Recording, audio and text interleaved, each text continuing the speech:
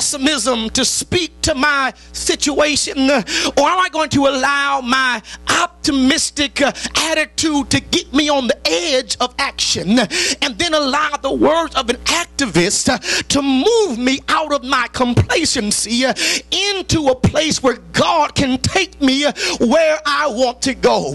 Because the problem becomes this: while I'm at my Red Sea experience, while I'm being pressed from behind, while I'm looking at an obstacle in front of me, I have to remind myself, where did God tell me I was going? Did he tell me I'm taking to the Red Sea to die, or into a promised land flowing with milk and honey? And I believe he told you you're going to a promised land. What's your point, Pastor?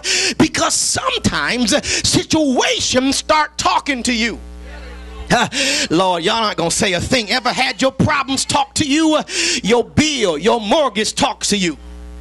Tells you I'm due.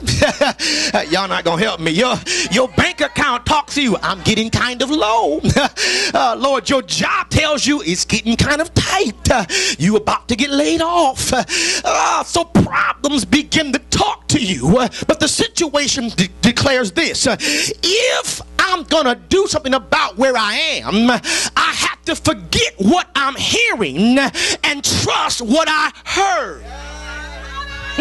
Yeah, because what I'm hearing is the enemy's footsteps. What I'm hearing is the obstacles, waterways beating against my progress. But what I heard was God told me he's taking me to a better place. So look at somebody and say, what are you going to do now? Oh, that is the challenge. The challenge is to make up in our mind that I don't have to stay in a position of pessimism. Because folk who are pessimists are folk who really don't have faith. Because you cannot be a person of faith and still remain pessimistic. Because faith is the substance of things hoped for and the evidence of things that are not seen. So I'm able, if I'm faithful, to always move from my pessimism to an optimistic position. But then James says faith without works is dead. So after I get my faith built up, now it's time to operate it. Lean on somebody and say, it's about time to operate. And see, that's where we find ourselves now. We've been hearing good preaching. We've been hearing messages. We've been hearing word from God. God talked to you in the midnight. He talked to you early in the morning. But the problem is you've been hearing him, but you don't want to do anything because it's going to take a risk on your part. But you've got to understand, without great risk, there can be no great benefit.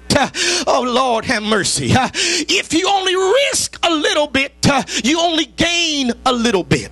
But when you finally learn to realize, if God's going to do big things in my life, it's going to take some big risk from my scared position. So that's where God has us. That's where God wants us. God wants us to seize the opportunity to act. God does not want us to sit back on the side of the Red Sea begging to go back to what he's delivered us from.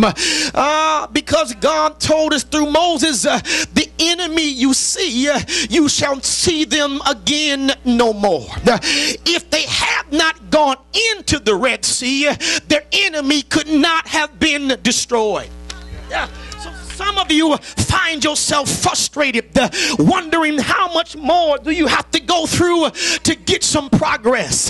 But God told me to tell some of you all, he has positioned you at the right place, and you are at your Red Sea place of decision. The question is, what are you going to do now? Oh, look at somebody and say, I got to do something about it. Because if I don't do something about it, I'm not going to get myself out of this. And I pushed too long to die at the Red Sea. I